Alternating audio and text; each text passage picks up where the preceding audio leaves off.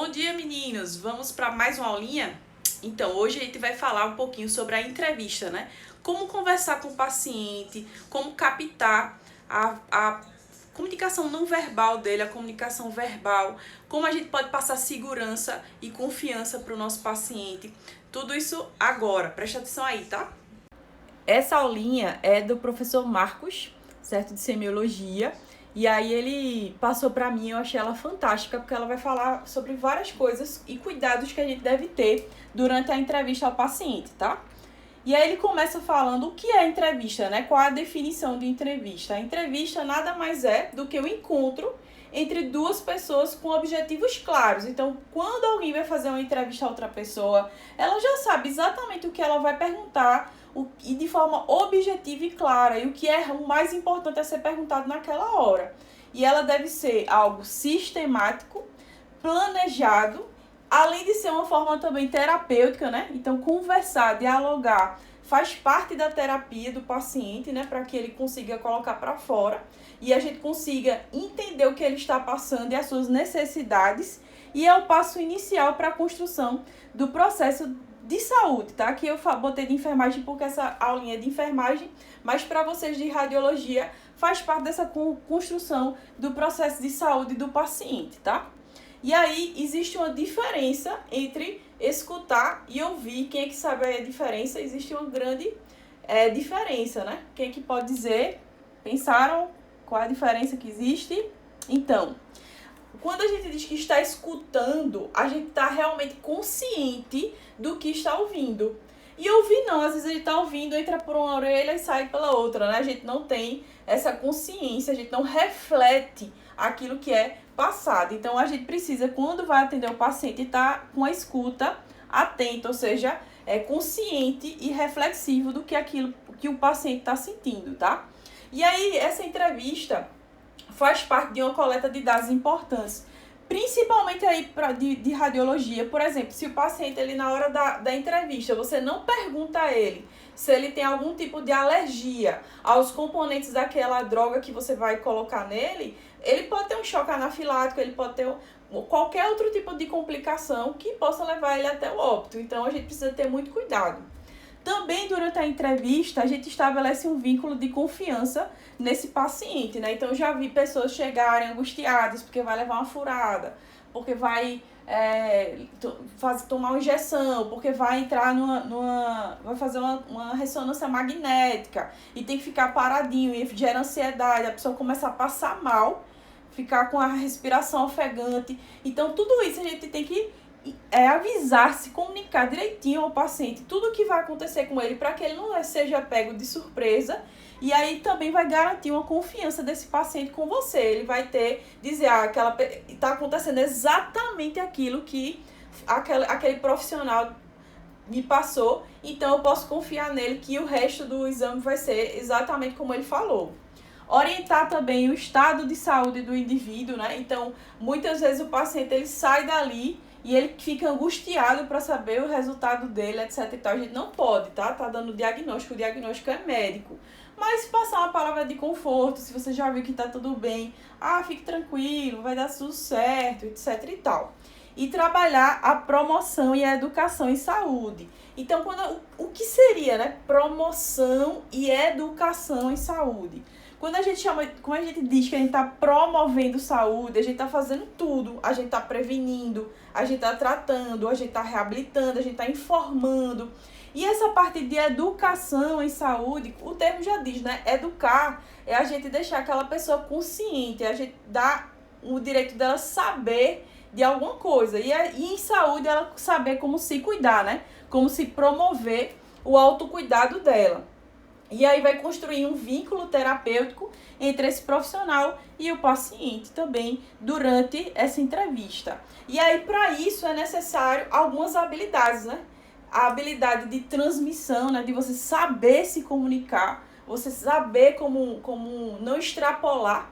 E também a recepção, dar um feedback, a capacidade de se fazer entender. Porque muitas vezes você dá uma informação ao paciente, ele balança a cabeça assim, ó, como se tivesse entendido. Então a gente tem assim, já cheguei a alguns pacientes meus e dizer, você entendeu o que eu quis dizer, fulano? Aí a pessoa faz, sem nem ter entendido nada. Então, você pede para ela repetir mais uma vez, do que você falou, que aí ela vai ficar claro se ela realmente entendeu ou não. Eu fazia isso muito no programa Saúde da Família, na época que eu trabalhei. Era incrível a quantidade de mulheres que tomam anticoncepcional sem saber exatamente como deve ser tomado. Então, eu percebi que algumas mulheres não estavam sabendo como tomar o anticoncepcional que era disponibilizado, que era o oral combinado, né, o comprimido. E aí eu perguntava, como é que você toma esse anticoncepcional? Muitas delas diziam, eu tomo quando a menstruação acaba é que eu começo a tomar. E eu dizia, não é assim que toma.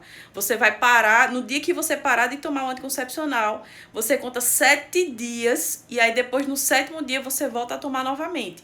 Entendeu? Aí a mulher fazia. Aí eu via na cara dela que ela não tinha entendido nada. Aí eu dizia, repita o que foi que eu disse. Era incrível, ninguém conseguia repetir o que eu falava.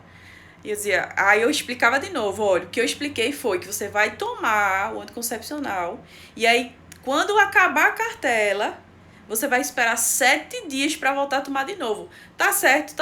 Aí repita. Ela só saía de lá quando ela repetia, quando ela sabia repetir. Ou seja, a gente precisa realmente entender se a pessoa realmente entendeu o que a gente quis dizer, né? Ficou meio esquisita essa fala, mas é basicamente isso. Vamos rever aqui, ó. Então, a gente tem a habilidade de transmissão, de se comunicar e também de entender o que aquele paciente, se ele realmente entendeu ou não. E também existe o contrário, tá? Às vezes o paciente ele não sabe como passar pra gente aquela informação. E aí a gente precisa ter muito cuidado e sempre repetir. Ele tá dizendo, eu tô com dor de barriga. Aí ele fala, eu tô com uma pontada aqui. Como essa dor é aqui na barriga, então você tem que perguntar exatamente o que ele quis dizer, porque às vezes é outra coisa, tá? E essas habilidades exigem alguns fatores intrínsecos, ou seja, que já são características nossas, da nossa personalidade, da nossa estrutura, que é, por exemplo, gostar de pessoas. Então, se você não gosta de pessoas, você vai ter uma dificuldade de se comunicar. Ser empático, né? Então, o que significa empatia, né? Empatia é a gente conseguir se colocar no lugar do outro. Então, quando a gente consegue se colocar no lugar do outro, a gente reflete sobre quais são as ansiedades dele, quais são os anseios, as angústias, e a gente consegue tentar contornar isso através da escuta, através de palavras, e também a capacidade de ouvir, que muitas vezes a gente precisa realmente se calar para que esse paciente ele consiga expor tudo o que ele está sentindo, tá? E também existem alguns fatores extrínsecos que a gente tem que ter cuidado na hora do exame, que é, por exemplo, a privacidade do ambiente, né? Então, a gente precisa garantir para que esse paciente ele não se sinta constrangido durante essa entrevista.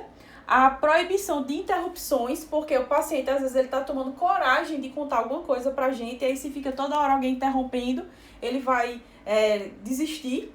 O ambiente físico, se é um ambiente físico propício. O vestuário, então a gente tem que estar sempre de acordo, né, com o profissional da gente.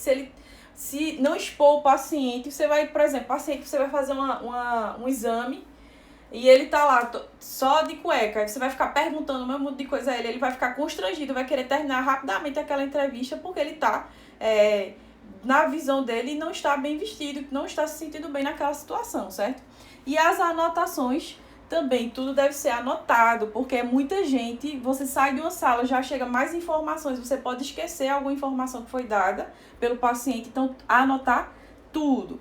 Existe também algumas armadilhas que a gente tem que ter cuidado durante uma entrevista, que é fornecer uma tranquilização falsa, né? Por exemplo, o paciente ele está já em estágio final de uma doença grave, aí você vai dizer, fique tranquilo, vai dar tudo certo, ora a Deus que ele vai melhorar, não sei o que. Não estou subestimando ao milagre de Deus, nem a fé de ninguém. Mas quando você fala isso enquanto profissional, você se arrisca muito, porque se durante o exame esse paciente morrer, ou então durante uma hora depois esse paciente morre, que pode acontecer, a família vai suspeitar que aconteceu alguma coisa errada, porque você garantiu que ele estava bem, que ele ia ficar bem, que era só rezar que ia dar certo. Então, cuidado nessa tranquilização falsa. Também cuidado a dar conselhos não solicitados, tá? Então, por mais que você veja que aquilo ali não tá certo, que você julga que a pessoa tá fazendo alguma coisa errada, ela não pediu seu conselho. Então, a gente só pode educar para a saúde dela e não conselhos que não são da conta da gente. Eu já tive também uma situação dessa que eu fui conversar, que era uma adolescente, 16 anos, já estava grávida do segundo filho. Eu fui conversar com ela, olha, você estava tomando anticoncepcional direito? Aí ela disse, não. E como é que você queria engravidar? Não. Então como é que você queria não engravidar? Aí então ela foi totalmente grossa e disse, não, gente, é da sua conta, se eu quero engravidar ou se eu não quero. Mas ela tá no direito dela, não cabe a mim fazer esse tipo de indagação, esses conselhos não solicitados, tá?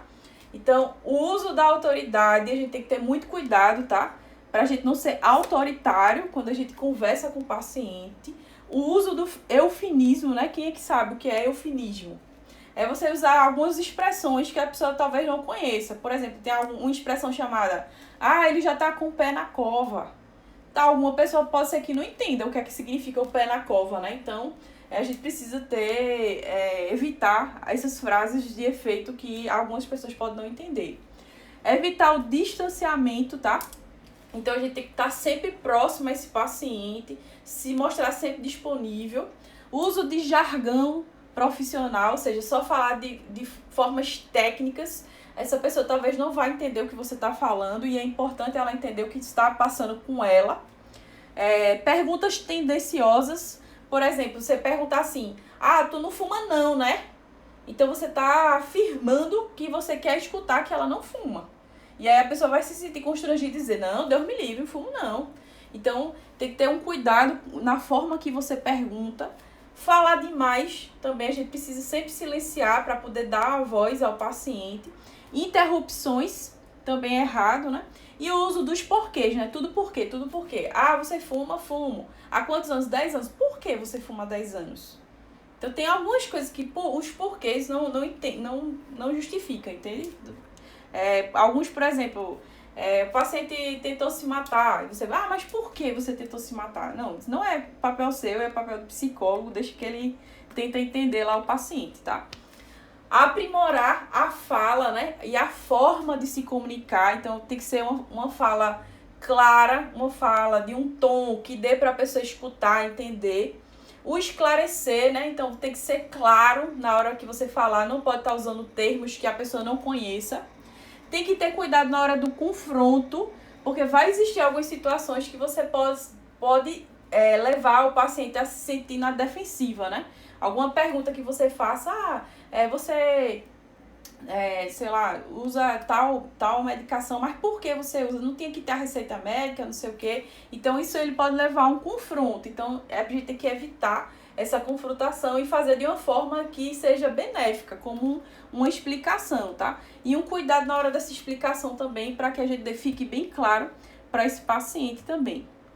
Evitar o apadrinhamento, ou seja, eu gosto muito daquela criança do leito 3, então aquela criança do leito 3 parece meu sobrinho, eu gosto muito dele, então eu vou permitir que ele traga comida de fora, para que ele não goste da comida do hospital, vou deixar ele trazer de fora, ou então vou permitir que fique 50 pessoas na hora do exame para esse paciente. Não pode, tá? Então tem que ser uma regra para todos. Claro que a gente tem que ter as exceções, a gente tem que ter uma flexibilidade em algumas situações, mas a gente tem que evitar super proteger algumas pessoas sem motivo. Muito cuidado com o toque. Então a gente tem que saber quando é a hora certa de dar um tapinha nas costas, quando é a hora certa de ficar afastado.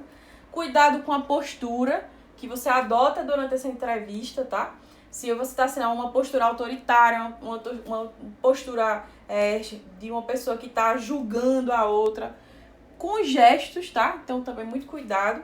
As expressões faciais, então se você escuta uma coisa que você não gosta, por exemplo, você pergunta, você faz uso de bebida alcoólica? Faz. Quantas vezes por dia? Todo dia. Aí você faz uma cara de, né? que não gostou daquilo, que se assustou com aquilo, aquela pessoa ela pode começar a burlar, não falar a verdade com medo do julgamento. E cuidado com a voz, nem pode gritar, né? E também nem pode falar muito baixo. Eu já tive uma colega uma vez que estagiou comigo no Otávio de Freitas. Será que ela vai ver esse vídeo, hein? Acho que não. Aí a gente estagiava juntas. E aí todo dia de manhã era uma ala de idosos. Aí a gente chegava, bom dia, bom dia. Só que ela só falava gritando, porque na cabeça dela, todo idoso era surdo, né? Era moco. E aí ela, bom dia, seu fulano, não sei o quê. Só falava gritando. Aí teve um dia que a gente chegou e tinha um idosinho lá, todo sentadinho na cadeirinha do lado de fora no corredor. Chega, tava tirando aquele cochilinho gostoso. Aí ela chegou, bom dia, seu fulano. Ó, ele não caiu da cadeira por pouco. Foi assim, ó, pra ele cair da cadeira. Ele deu um pulo da cadeira. E ele ficou assim, irritadíssimo, começou a esculhambar. E eu falei pra ela, mulher, não é porque a pessoa tá velha que a pessoa tá moco, não, né? Tem que ter calma, né? Assim que a gente fala com os outros, não. Então a gente tem que ter esse cuidado, tá? E aí é isso, minha gente. Essa referência, tá? Que a gente terminou. E basicamente é isso que eu queria falar pra vocês Mostrei minha casa toda agora pra vocês. Basicamente era isso que eu queria falar pra vocês sobre como entrevistar o paciente, tá? E aí a gente volta como se comunicar com o paciente. Segura aí um pouquinho.